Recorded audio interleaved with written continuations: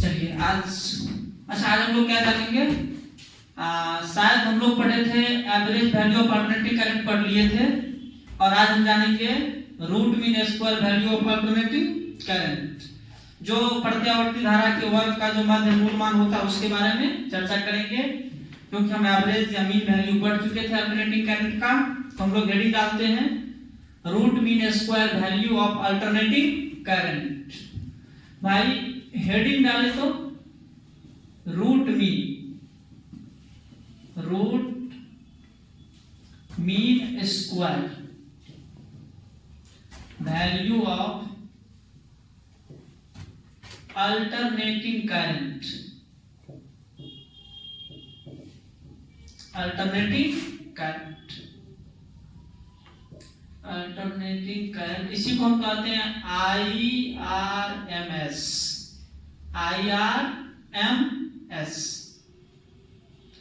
Root mean square value of alternating current. प्रत्यावर्ती धारा का वर्ग मध्य मूल मान। प्रत्यावर्ती धारा का वर्ग मध्य मूल मान। प्रत्यावर्ती धारा का वर्ग मध्य मूल मान मतलब कि root mean square value of alternative current. कि भाई जो रूट मीन स्क्वायर वैल्यू होता है अल्टरनेटिव करंट का जो वर्ग मध्य मूल मान होगा, इस पर हम चर्चा करेंगे। जैसे कि पिछले क्लास में पढ़े थे एवरेज वैल्यू या फिर mean value of alternative current.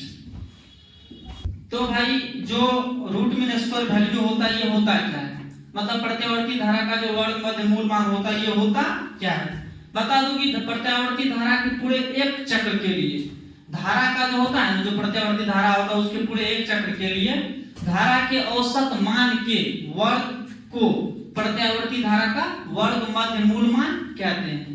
तो सबसे पहले डिफाइन करेंगे, डेफिनेशन लिख लीजिए। तो प्रत्यावर्ती धारा के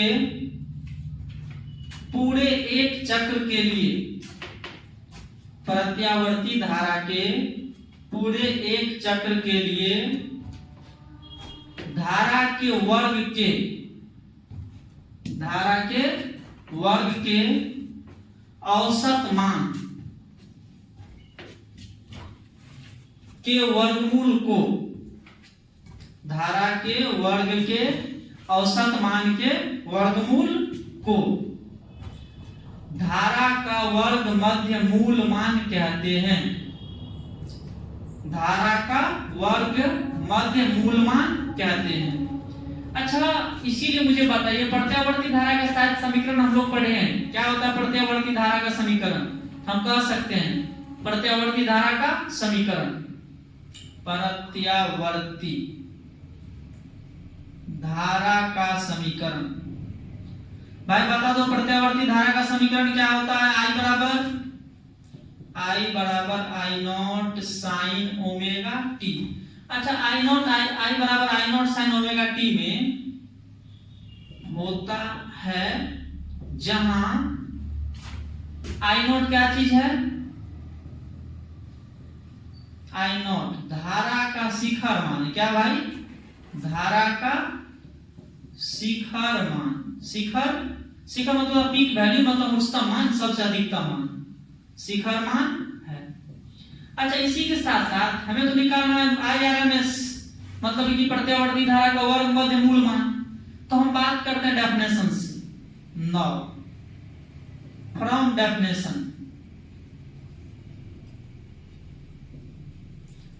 से अगर बात करें परिभाषा से, जरा अगर आप ध्यान से देखो तो हम कह सकते हैं जो IRMS होगा ना, IRMS वैल्यू ये हो जाएगा अंडर रूट I एवरेज। ये सिंबल है एवरेज, इसको ब्रैकेट में समझेंगे, ये हो जाएगा। अच्छा, कुछ नहीं, यहां पर स्क्वायर कीजिए दोनों side, squaring both side, squaring both side मतलब कि दोनों तरफ वर्ग कीजिए, दोनों तरफ वर्ग करने पर अच्छा दोनों तरफ वर्ग कीजिए। तो वर्ग जब करेंगे दोनों तरफ तो क्या लिखा जाएगा? IRMS का स्क्वायर बराबर क्या रूट हट जाएगा, भाई इतना तो हम लोग को पहले से पता है, वर्ग करेंगे तो रूट हट जाएगा, स्क्वायर करेंगे तो रूट हट जाएगा। तो इसको लिख सकते हैं आई एवरेज का स्क्वायर। अच्छा आई एवरेज बताए थे, अगर आप लोग को याद हो तो आई एवरेज जब अल्टरनेटिव बोले जब करंट पढ़ाए थे तो वो बताए थे integration I dt but dt। अगर हमको कुछ टाइम इंटरवल दिया रहेगा तो t बराबर लिखेंगे, जीरो से जहां तक दिया रहेगा t बराबर मान लीजिए t1 से t2, t1 का मान अलग रहेगा, t2 का मान अलग कुछ दिया रहेगा, t बराबर t1 से t2, t बराबर t1 से t बराबर t2, यही बताए थे। यहाँ भी कुछ इसी प्रकार से करना है। जो हमारा एवरेज है इसको हम क्या लिख सकते हैं सर, इंटीग्रेशन आई एवरेज है भाई, तो एवरेज dt नहीं, अब एवरेज जो डायरेक्ट लिख सकते हैं, एक सेकेंड, इसके जगह हम लोग लिख सकते हैं सीधे सीधे आई स्क्वायर dt, t बराबर दे दीजिए 0 से t बराबर t हो जाएगा। और ये क्या हो जाएगा जरा बता दो, इंटीग्रेशन dt, t बराबर 0 से t बराबर t। अगर इसको थोड़ा सा आगे बढ़ाए तो हम क्या लिख सकते हैं इसको सर, इसको लिख सकते हैं इंटीग्रेशन आई को क्या लिखेंगे भाई, आई बराबर यहाँ आई बराबर क्या, आई नॉट साइन ओमेगा टी, क्योंकि आई स्क्वायर है तो ये हो जाएगा आई नॉट का square sine square omega T dt। अब बटे क्या हो जाएगा, अच्छा dt का सीधे इंटीग्रेशन कर दे तो dt का इंटीग्रेशन हो गया t, लिमिट कहां से कहां तक, 0 से, या यूं बोले तो t बराबर 0 से t बराबर t, यहां भी लिमिट t बराबर 0 से t बराबर t। अच्छा sign square omega t, sign square omega t को हम क्या लिख सकते हैं, ध्यान से देखो तो इसको लिख सकते हैं साइन स्क्वायर ओमेगा t, ये हो जाएगा 1 minus cos 2 omega t by 2। ये फॉर्मूला होता है, गणित में आप लोग पढ़े होंगे, नहीं तो हम भी जब गणित पढ़ाए थे वहां इन बातों पर जरूर चर्चा किए थे। लिख दिए ऐसे साइड में ताकि दिक्कत नहीं हो। तो क्या हम साइन स्क्वायर ओमेगा t को लिख सकते हैं 1 minus cos 2 omega t by omega, बिल्कुल लिख सकते हैं, क्यों नहीं लिख सकते हैं।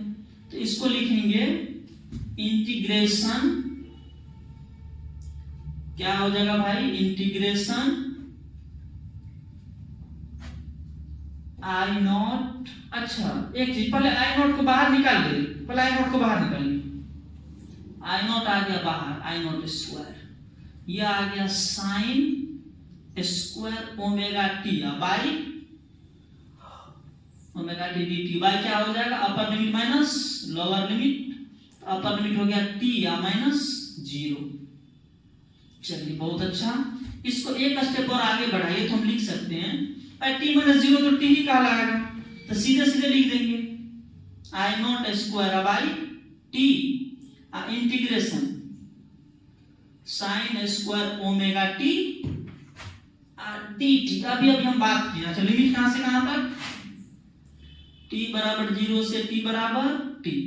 अभी हम बात किए हैं कि sir sign square omega t को हम क्या लिख सकते हैं, तो साइन स्क्वायर ओमेगा t को हम लिख सकते हैं 1 minus cos 2 omega t by 2। तो बस इसके जगह मान रखिए, पहले तो लिमिट लगा दीजिए t बराबर 0 से t बराबर t तक। अब हम बात करेंगे साइन स्क्वायर ओमेगा t के बारे में, इसको हम जरा देखिए तो हम क्या लिख सकते हैं, चलो भाई साइन स्क्वायर ओमेगा t, इसको हम लिख सकते हैं पहले तो जो हमारा IRMS वैल्यू है, IRMS इसका जो स्क्वायर है यही तो हमको निकालना है, ये लिखा जाएगा आई नॉट का square by T integration sine square omega T की जगह 1 minus cos 2 omega T by 2, और ये क्या आ जाएगा dt, t बराबर 0 से t बराबर क्या हो जाएगा भाई, t बराबर t। क्या इसी को अपन लोग लिख सकते हैं आई नॉट स्क्वायर बाई टी। अच्छा एक 2 भी बाहर निकालो तो सीधा सीधे लिख देते हैं 2t और integration 1 minus cos 2 omega T into dt। t बराबर 0 से t बराबर t। अच्छा इसमें कितने टर्म आ गए? 2 टर्म। और बताया था इंटीग्रेशन में जब भी एक से अधिक टर्म आएगा और प्लस माइनस रहेगा तो सबको अलग अलग इंटीग्रेट करना है। इसको अलग अलग इंटीग्रेट कीजिए।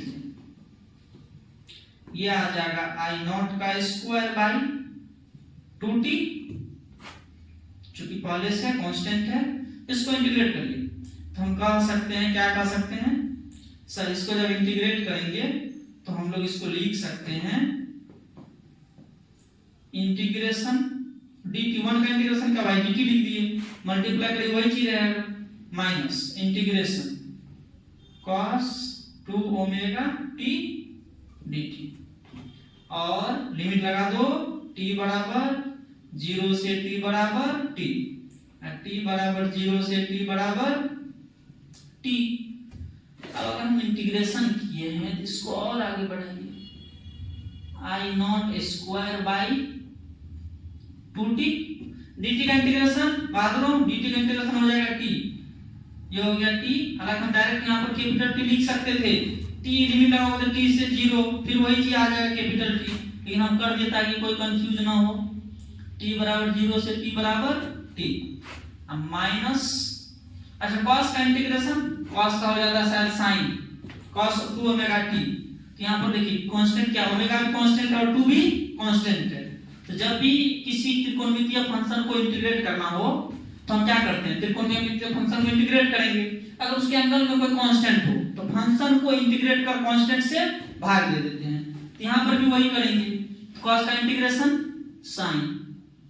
sin 2 ओमेगा t अब बटे सर 2 ओमेगा, कांस्टेंट से भाग देना है, t से t बराबर 0 से t बराबर t जो हमारा लिमिट है। चलिए अब हम क्या करें, upper limit minus lower limit, I naught square by 2t। अच्छा अपर लिमिट क्या हो गया, t माइनस 0 माइनस 1/2 ओमेगा बाहर निकाल लीजिए, आसान हो जाएगा। बाहर अंदर में क्या बचा, sin 2 ओमेगा t, t बराबर 0 से t बराबर t। अब बस हो गया, बस थोड़ा सा और, क्या इसको हम लिख सकते हैं, लिमिट लगा सकते हैं, लिमिट लगाइए तो। अच्छा इसको थोड़ा सा सही कर देते हैं, t बराबर 0 यदि उसको थोड़ा ऊपर करते नहीं तो आप लोग समझिएगा इसी का लिमिट है। ये हो गया t बराबर 0। अब लगाइए जरा लिमिट लगाइए, ये हो गया आई नॉट स्क्वायर बाई 2t, इसको हम लोग क्या लिख सकते हैं, बराबर आई नॉट स्क्वायर बाई 2t। उसके बाद क्या हो जाएगा, देखिए t माइनस 0 क्या लिखा जाएगा t, तो t माइनस 0 को हम क्या लिखेंगे, ये हो गया t माइनस 1/2 ओमेगा। अच्छा यहाँ लिमिट लगा दो भाई जरा सा साइन का, तो sine 2 omega into t minus sine 2 omega into 0। चलिए और ये हो गया अपना लास्ट में ब्रैकेट। इसको हम लोग लिख सकते हैं, क्या लिखेंगे तो आई नॉट स्क्वायर बाई 2t, ये हो गया t माइनस 1/2 ओमेगा। अच्छा sine 2 into 2 pi by t into क्या हो गया, इंटू हो गया t। अच्छा ओमेगा को लिख सकते हैं 2 पाई बाई t, ये हो गया इंटू में t, इंटू क्या हो गया बहादुर t माइनस 0 से मल्टीप्लाई करोगे तो 0 ही आना है, तो टोटल को 0 ही लिख दिए। अब हम क्या करें तो आई नॉट का स्क्वायर बाई 2t, ये आ गया t माइनस 1/2 ओमेगा, और ये क्या आ गया भाई टी से टी कट गया, मतलब आ गया साइन 4 पाई, साइन 4 पाई माइनस साइन 0। ये साइन 4 पाई का मान, साइन 4 पाई का मान होता है 0, क्योंकि हम लोग अगर ग्राफ पर थोड़ा सा चर्चा करें तो साइन का ग्राफ देखिए, थोड़ा सा ग्राफ के माध्यम से बताना चाहते हैं। ये हो गया 0, ये हो गया पाई, ये क्या हो जाएगा, ये हो जाएगा 2 पाई,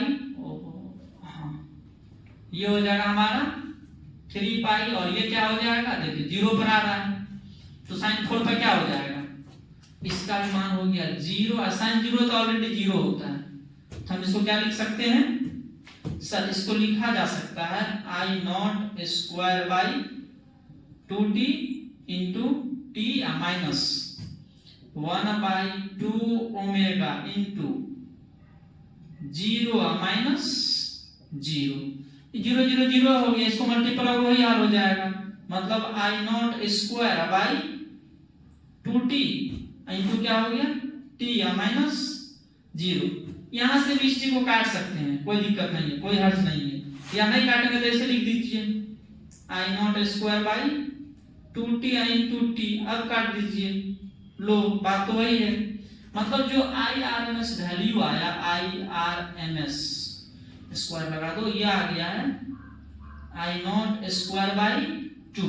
अच्छा यहाँ इधर से अगर हम स्क्वायर हटाएंगे क्या हो जाएगा, रूट हो जाएगा ना बराबर दूसरे साइड, तो इसीलिए हम कह सकते हैं IRMS क्या हो जाएगा सर, ये हो जाएगा under root I naught square by 2, I naught को बाहर निकाल लो, ये हो गया आई नॉट बाई रूट 2, इसी को हम लिख सकते हैं 0.707 आई नॉट, ये हमारा हो गया IRMS वैल्यू, क्या हो गया भाई IRMS वैल्यू।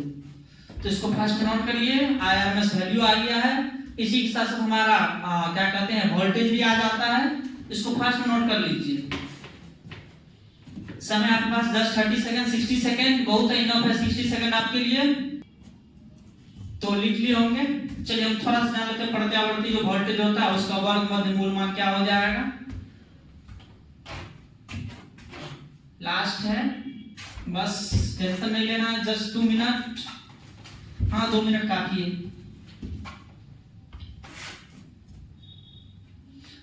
उधर नोट कर लीजिए।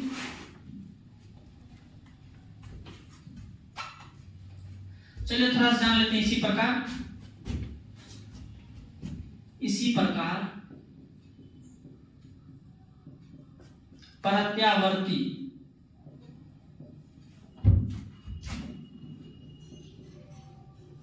वोल्टेज मतलब विभव का वर्ग मध्य मूल मान, मैं प्रत्यावर्ती जो वोल्टेज होता है उसका वर्ग मध्य मूल मान क्या होगा उस पर थोड़ा सा चर्चा करते हैं, जो हमारा VRMS होगा। सिमिलरली इसी प्रकार जैसे वहां आया ना IRMS, तो वैसे हम लिख देंगे VRMS बराबर V नॉट बाई रूट 2 बराबर 0.707 V नॉट। इसके साथ साथ पावर पर भी थोड़ा सा चर्चा कर लेते हैं, भाई इसकी शक्ति क्या हो जाएगी, पावर क्या हो जाएगी। पावर हमको पता है कार्य करने की दर को क्या कहते हैं, शक्ति कहते हैं, तो कार्य करने की दर को ही हम शक्ति कहेंगे। तो आल्सो में जान लीजिए, आल्सो पावर POWER, पावर मतलब शक्ति।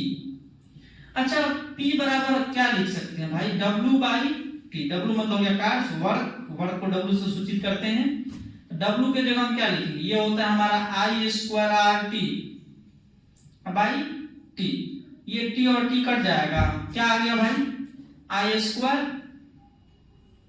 R, मतलब कि यहाँ पर I की बात नहीं कर रहे हैं, यहाँ पर जो I आया वो आ गया IRMS, इसीलिए हम लिख सकते हैं P बराबर सर IRMS